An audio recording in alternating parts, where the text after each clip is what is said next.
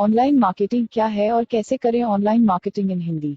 आखिर ये online marketing क्या है, ऑनलाइन मार्केटिंग इन हिंदी, इस विषय में सभी को जानना बहुत जरूरी है, खासकर उन लोगों को जो कि ऑनलाइन फील्ड में अपना करियर बनाना चाहते हैं या जो कि अपना बिजनेस को ऑनलाइन में और ज्यादा बढ़ाना चाहते हैं। तो अब बात उठता है कि ये ऑनलाइन मार्केटिंग नॉर्मल या ऑफलाइन मार्केटिंग से किस प्रकार भिन्न है। देखा जाए तो ये भी एक प्रकार का मार्केटिंग है जो बस ऑफलाइन के बदले ऑनलाइन में काम करता है। यहाँ एडवर्टाइजर्स को अपने एडवर्टिजमेंट्स को घर घर जाकर दिखाने की जरूरत नहीं होती, बल्कि यहाँ इस काम के लिए इंटरनेट को इस्तेमाल में लाया जाता है। जैसे कि हम जानते हैं कि इंटरनेट की रीच कितनी ज्यादा है और ऐसे में दोनों ब्रांड्स और एडवर्टाइजर्स को इससे बहुत फायदे होते हैं। तो आज मैं आप लोगों को ऑनलाइन मार्केटिंग क्या है, इसके प्रकार क्या है, इन सभी चीजों के विषय में पूरी जानकारी देने की कोशिश करूंगा। उम्मीद है कि मेरी ये कोशिश पसंद आएगी। तो फिर बिना देरी किए चलिए शुरू करते हैं और जानते हैं कि ये ऑनलाइन मार्केटिंग क्या होता है। अनुक्रम छुपाएं। 1. ऑनलाइन मार्केटिंग क्या है, online marketing in Hindi. 2. Online advertising के प्रकार। 3. ऑनलाइन मार्केटिंग के एडवांटेजेस। 4. ऑनलाइन मार्केटिंग के डिसएडवांटेजेस। 5. ऑनलाइन एडवर्टाइजिंग का भविष्य। ये डाउट बहुतों का है कि सही मायने में ऑनलाइन मार्केटिंग क्या है। तो मैं आपको बता दूं कि ऑनलाइन एडवर्टाइजमेंट एक ऐसी मार्केटिंग स्ट्रैटेजी है जहां की इंटरनेट का इस्तेमाल एक माध्यम के तौर पर किया जाता है वेबसाइट ट्रैफिक पाने के लिए और मार्केटिंग मैसेजेस को सही कस्टमर्स के पास पहुंचाने के लिए टारगेट किया जाता है। ऑनलाइन एडवर्टाइजिंग के इस्तेमाल से एडवर्टाइजर्स सही तरीके से अपने टारगेटेड कस्टमर्स तक पहुंच सकते हैं।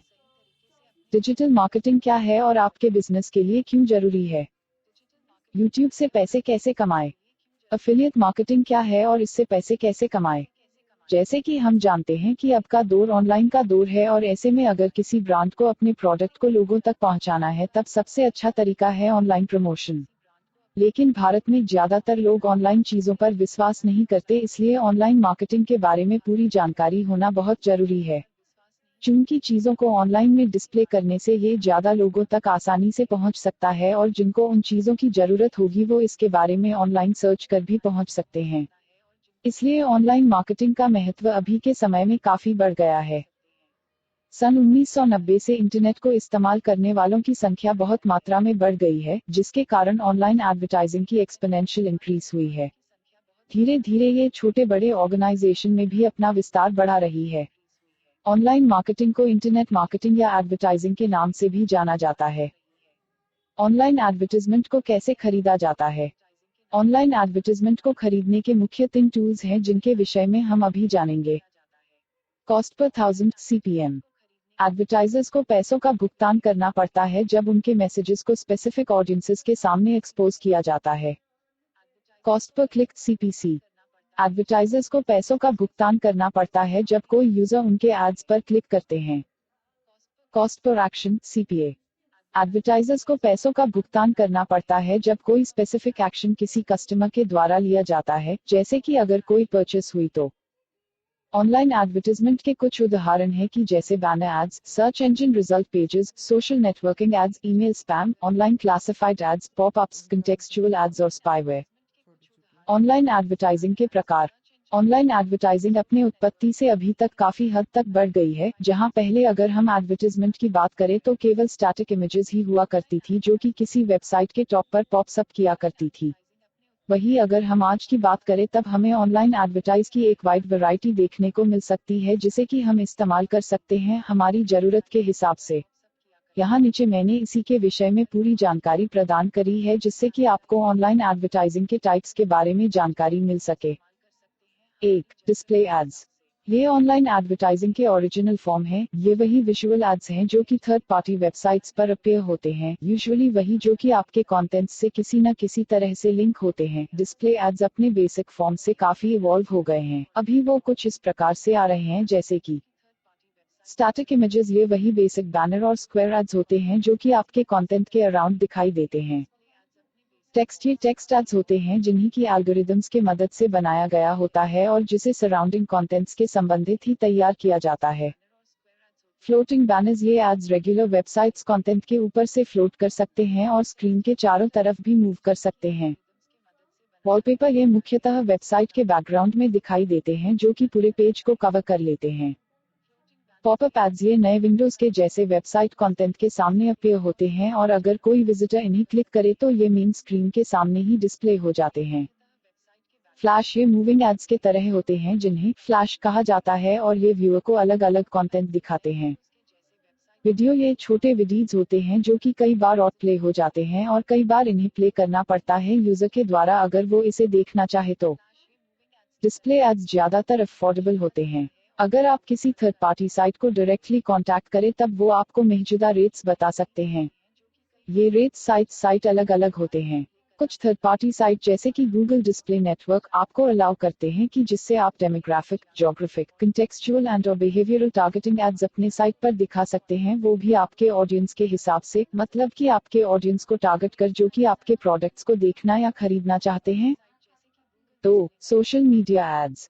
अगर हम 2017 की बात करें तो एक सर्वे से यह बात सामने आई है कि सोशल मीडिया कॉमर्स से करीब $190 बिलियन की ट्रेड हुई है पूरे दुनिया में। ये एक ऐसा मार्केटिंग अरेना है जो कि केवल एफिशिएंट ही नहीं बल्कि उतनी इफेक्टिव भी है। ये डिस्प्ले एड्स से बहुत सिमिलैरिटी रखता है, जहां से सिंपल बैनर और इमेज से लेकर ऑटो प्ले वीडियो तक कुछ भी हो सकता है। सोशल मीडिया एडवर्टाइजिंग बहुत ही अच्छा एडवर्टाइजिंग है क्योंकि यहाँ पर आप अपने ऑडियंस को अच्छे तरीके से टारगेट कर सकते हैं।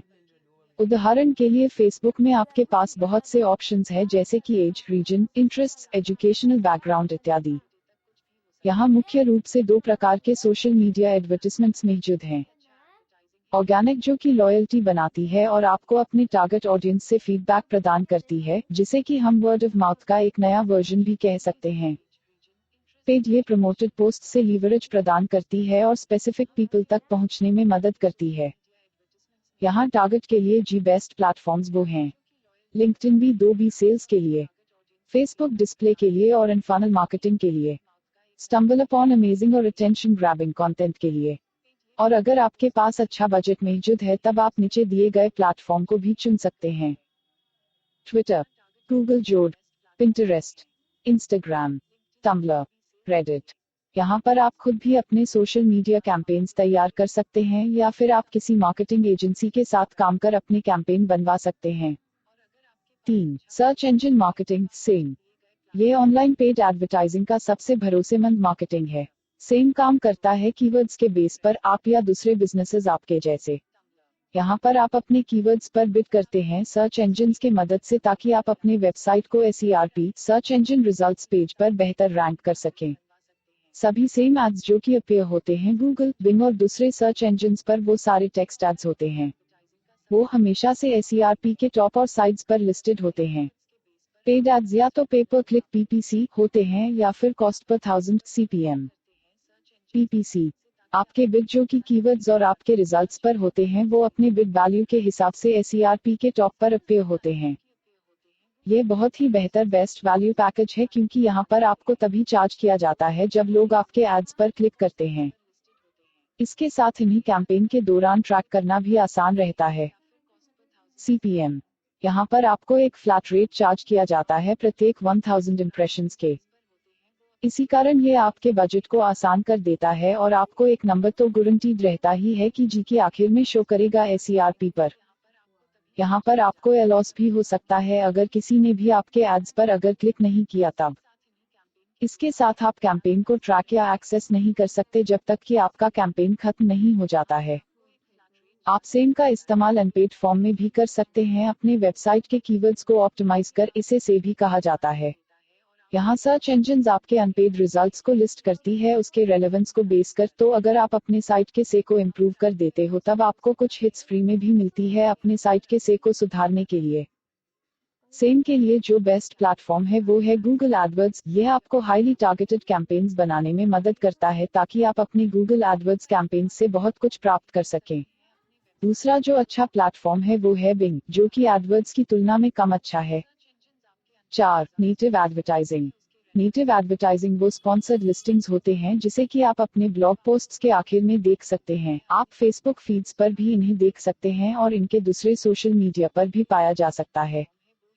इन पीसेज ऑफ कंटेंट को उस प्लेटफॉर्म के साथ इंटीग्रेट और कैमोफ्लेज किया जाता है जहां ये अपीयर होते हैं। आप अपने नेटिव एडवर्टाइजिंग को प्रमोट और पोस्ट कर सकते हैं दूसरे नेटवर्क्स जैसे कि एडब्लेड, एड्सोना, आउटब्रेन और टबूला पर। नेटिव एडवर्टाइजिंग के बहुत सारे प्रकार होते हैं जैसे in feed, search ads, recommendation widgets, promoted listings.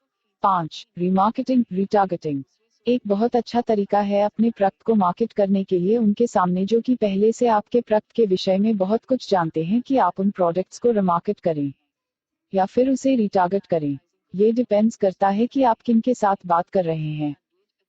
जब भी कोई लोग आपके वेबसाइट को विजिट करता है तब आप उनके ऊपर एक कुकी डाल देते हैं जिससे कि वो अगर इंटरनेट पर जहां भी जाएं तो उन्हें आपके एड्स ही देखने को मिलेंगे जो कि उसे आपके प्रोडक्ट्स या सर्विस के विषय में याद दिलाते रहेंगे। ये एडवर्टाइजिंग का फॉर्म काफी सस्ता है और अगर सही तरीके से किया जाए तब ये पीपीसी के तुलना में काफी इफेक्टिव भी बन सकता है। ये ऑटोमेटिकली कन्वर्शंस को बढ़ा देता है क्योंकि ये हमेशा लोगों को आपके प्रोडक्ट्स के बारे में याद दिलाता है जिन्हें की आपके विषय में पहले से ही जानकारी हो। 6. वीडियोज ये तो हम सभी जानते ही हैं कि YouTube एड्स सबसे ज्यादा पॉपुलर होते हैं और वेल नोन वीडियोस हैं। एक्चुअली देखा जाए तो इसमें बहुत से प्रकार के फॉर्मेट्स, टाइप्स और कंटेंट ऑप्शंस मौजूद हैं। जैसे कि आप यहाँ कुछ इंफॉर्मेशनल या एजुकेशनल कंटेंट बना सकते हैं, वहीं आप यहाँ हाउ टू भी पोस्ट कर सकते हैं। या तो आप अपने व्यूअर के इमोशनल स्ट्रिंग्स को खींचने के लिए एक विजुअल स्टोरी भी बना सकते हैं। ये आपके ब्रांडिंग के लिए सबसे उपयुक्त है अगर आपके पास ऐसे प्रोडक्ट या सर्विस मौजूद हैं जिसे कि विजुअली बेस्ट डेमोन्स्ट्रेट किया जा सकता है। आप किसे भी चुनें लेकिन एक बात तो तय है कि वीडियोज सबसे ज्यादा पॉपुलैरिटी गेन कर रही है क्योंकि वो फालतू के एडवर्टाइजिंग को अवॉइड करती है और इसके साथ बहुत सारे यूट्यूबर्स का लिमिटेड अटेंशन भी अपने और खींचती हैं। एक बार आपने एक वीडियो तैयार कर लिए तो बस आप उसे यहाँ नीचे दिए गए कुछ प्लेटफॉर्म में पोस्ट कर सकते हैं। YouTube, Google, Facebook, Twitter, Vimeo, Brightroll, Uni, Hulu, LiveRail, Specific Media, TubeMogul, Tremor Video, AOL, Auditude। 7. Email marketing email marketing बाकी मार्केटिंग की तुलना में चीपर, फास्टर और इफेक्टिव फॉर्म ऑफ एडवर्टाइजिंग है। ये एक बहुत ही अच्छा तरीका है कस्टमर लॉयल्टी को तैयार करने का और अपने सेल्स को बूस्ट करने के लिए। जब भी आप कोई ईमेल कैंपेन मैनेजर का इस्तेमाल करते हैं उन्हें तैयार और भेजने के लिए, तब वहां आप आसानी से उन्हें ट्रैक कर सकते हैं और उन्हें मॉनिटर भी कर सकते हैं अपने वाक को देखने के लिए। Email campaign managers: Mailchimp, Constant Contact, AWeber, ConvertKit, GetResponse, campaign monitor, active campaign. अगर आपको सही में ईमेल मार्केटिंग में सक्सीड करना है तब आपको पहले ईमेल एड्रेस की लिस्ट तैयार करनी होगी। इसके लिए आप क्विज़ेस का इस्तेमाल कर सकते हैं या फिर आप एक सिंपल सा न्यूज़लेटर साइन अप तैयार कर सकते हैं अपने साइट में। उसके बाद आप ईमेल कैंपेन सेंड कर सकते हैं जो कि केवल फोकस होगा प्रमोशंस, डिस्काउंट्स, फीचर्स और कंटेंट पर जिन्हें आपके अपने ब्लॉग पर पोस्ट किया है। प्राय सभी ईमेल्स शॉर्ट, स्वीट और टू पॉइंट होना आवश्यक है। एक कंसाइज मैसेज आसान बनता है अपने पॉइंट को दूसरों तक पहुंचाने के लिए और कन्वर्शंस को बढ़ाने के लिए। यहाँ एक चीज न भूलें कि किसी भी रीजन, कंट्री के स्पैम रूल्स को पहले से पढ़ लें और उसी हिसाब से आगे काम करें। ऑनलाइन मार्केटिंग के एडवांटेजेस: वैसे देखा जाए तो ऑनलाइन मार्केटिंग के कई एडवांटेजेस मौजूद हैं, लेकिन यहाँ मैं आप लोगों को कुछ मुख्य एडवांटेजेस के बारे में बताऊंगा। 1. एक्सटेंसिव कवरेज का होना। यदि हम ट्रेडिशनल मार्केटिंग के साथ ऑनलाइन मार्केटिंग की तुलना करें तब इसमें हम बहुत ही ज्यादा कवरेज पा सकते हैं। इससे हमारे पास ऑफलाइन के तुलना में ज्यादा कंज्यूमर्स मौजूद रहेंगे। चूंकि ऑनलाइन की कवरेज बहुत ही ज्यादा है तो ये बिना किसी जियोग्राफिकल बाउंड्री के बहुत से लोगों तक आसानी से पहुंच सकता है, जो कि ट्रेडिशनल मार्केटिंग नहीं कर सकता। 2. लार्ज कैपेसिटी इंफॉर्मेशन का होना। ज्यादातर इंटरनेट कंपनीज में इंफॉर्मेशन को लेकर कोई भी रिस्ट्रिक्शन नहीं है। यहाँ आप जितनी चाहें उतनी पेजेस की इंफॉर्मेशन कंज्यूमर्स तक पहुंचा सकते हैं। जहां ट्रेडिशनल मार्केटिंग पर इसके ऊपर बहुत ही रिस्ट्रिक्शन होता है, वहीं यहाँ इसके ऊपर कोई भी रिस्ट्रिक्शन नहीं है। 3. सेंसरी का सही इस्तेमाल करना। यहाँ जैसे चाहे हम कंज्यूमर्स के हिसाब से हमरे एड्स को बना सकते हैं। उदाहरण के तौर पर अगर हम बच्चों के प्रोडक्ट्स पर कोई एड बनाना है तब हम वीडियोस का इस्तेमाल कर सकते हैं जो कि टारगेटेड कंज्यूमर्स को ज्यादा पसंद आएगा। ये चीज हम ट्रेडिशनल मार्केटिंग पर नहीं कर सकते हैं क्योंकि वहाँ हमारे पास ज्यादा ऑप्शन नहीं होते हैं। 4. रियल टाइम और लॉन्ग लास्टिंग यूनिटी का होना। यहाँ पर मैन्युफैक्चरर्स और एडवर्टाइजर्स अपने प्रोडक्ट्स के मूल्य और उनके रिलेटेड इन्फॉर्मेशन को कभी भी और कहीं भी बदल सकते हैं, जो कि ट्रेडिशनल मार्केटिंग में कर पाना बहुत ही मुश्किल है। इसके साथ यहाँ पर कंपनीज अपने कंज्यूमर्स को लंबे समय तक अच्छा सपोर्ट भी प्रदान कर सकती है। 5. एक्यूरेट डिलीवरी का होना। एक्यूरेट डिलीवरी का मतलब है कि कंपनीज को प्रमोशनल कैंपेन शुरू करने से पहले ही ये अनुमान लग जाता है कि कितने लोग इस प्रोडक्ट को खरीदने वाले हैं या कितना कन्वर्शन रेट रहेगा, जो कि ट्रेडिशनल मार्केटिंग में अनुमान लगा पाना बहुत है मुश्किल बात है। इसके साथ एक जो महत्वपूर्ण एडवांटेज है वो ये कि ये क्विक प्रमोशन के लिए एक बहुत ही अच्छी जरिया है जहां की बिना की बाउंड्रीज के आसानी से चीजों को प्रमोट किया जा सकता है। ऑनलाइन मार्केटिंग के डिसएडवांटेजेस। जहां इतने एडवांटेजेस मौजूद हैं वहां डिसएडवांटेजेस का होना थोड़ा अजीब लग सकता है, लेकिन इसे इनकारा ना ही जा सकता है। तो चलिए इनके बारे में और अधिक जानते हैं। 1. सही कंज्यूमर्स का चुनाव कठिन होना। ये तो बता पाना बहुत ही मुश्किल है कि कौन से ग्रुप के कंज्यूमर्स का चुनाव करने से ज्यादा कन्वर्शन मिलेगा। इसलिए मार्केटर्स के लिए टारगेटेड कंज्यूमर्स को ढूंढ पाना बहुत ही कठिन काम है। 2. नेटवर्क टेक्नोलॉजी से एड्स को फिल्टर कर देना। आजकल ऐसे बहुत सारे सॉफ्टवेयर मिल जा रहे हैं जिसका इस्तेमाल कंज्यूमर्स कर रहे हैं जो कि एड्स को फिल्टर कर दे रहा है, जिससे ये एडवर्टाइजर्स के पक्ष में कठिनाई पैदा कर रहा है और उन्हें उनके सही कस्टमर्स नहीं मिल पा रहे हैं। 3. मार्केटिंग स्किल का न होना।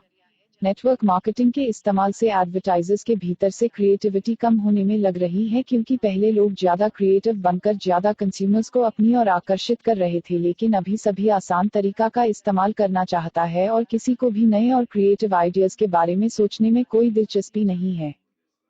4. मार्केटिंग जॉब का कम होना।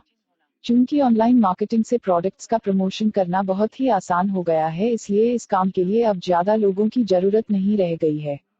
अब तो लोग खुद ही अपने प्रोडक्ट्स के कैंपेन कर ले रहे हैं, जिससे बहुत से लोगों के जॉब्स पर आंच आ रही है और वो अनएम्प्लॉयड हो जा रहे हैं। ये उनके ऊपर खराब इंप्रेशन जमा रही है। इसके साथ जो एक मुख्य डिसएडवांटेज है वो ये कि धीरे धीरे इंटरैक्टिव एडवर्टाइजिंग का फील्ड बढ़ रहा है, इसलिए ये ऑनलाइन एडवर्टाइजर्स के सामने नई नई चैलेंजेस ला रहा है जिन्हें कि उन्हें पार करना है इसमें सफल होने के लिए। ऑनलाइन एडवर्टाइजिंग का भविष्य। एक रिसर्च से ये बात सामने आई है कि विगत कुछ वर्षों में करीब 92% यूजर्स ने कहा है कि एड्स ज्यादा महत्वपूर्ण होते हैं किसी भी ब्रांड के प्रोडक्ट या सर्विस के प्रमोशन के लिए। तो उस हिसाब से ये पूरा क्लियर है कि अगर सही तरीके से प्रमोशन किया जाए टारगेटेड ऑडियंस के साथ, तब बड़ी ही आसानी से कन्वर्शन रेट को बढ़ाया जा सकता है। इससे कंज्यूमर्स का एक्सपीरियंस भी खराब नहीं होगा और लोग उनके जरूरत के हिसाब से एड्स देखने को पाएंगे। इससे सभी लोगों जैसे कि ब्रांड मैन्युफैक्चरर्स, एडवर्टाइजर्स और कंज्यूमर्स के लिए फायदेमंद है। और भविष्य में हमें ऑनलाइन एडवर्टाइजिंग के अलग अलग प्रकार भी देखने को मिल सकते हैं। मुझे पूर्ण आशा है कि मैंने आप लोगों को ऑनलाइन मार्केटिंग क्या है, ऑनलाइन मार्केटिंग इन हिंदी के बारे में पूरी जानकारी दी और मैं आशा करता हूँ आप लोगों को ऑनलाइन मार्केटिंग के बारे में समझ आ गया होगा। मेरा आप सभी पाठकों से गुजारिश है कि आप लोग भी इस जानकारी को अपने आस पड़ोस, रिश्तेदारों, अपने मित्रों में शेयर करें, जिससे कि हमारे बीच जागरूकता होगी और इससे सबको बहुत लाभ होगा। मुझे आप लोगों की सहयोग की आवश्यकता है, जिससे मैं और भी नई जानकारी आप लोगों तक पहुंचा सकूं।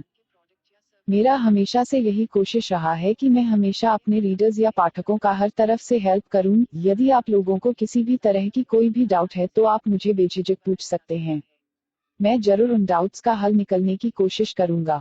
आपको यह लेख ऑनलाइन मार्केटिंग क्या है और कैसे करें कैसा लगा, हमें कमेंट लिखकर जरूर बताएं, ताकि हमें भी आपके विचारों से कुछ सीखने और कुछ सुधारने का मौका मिले।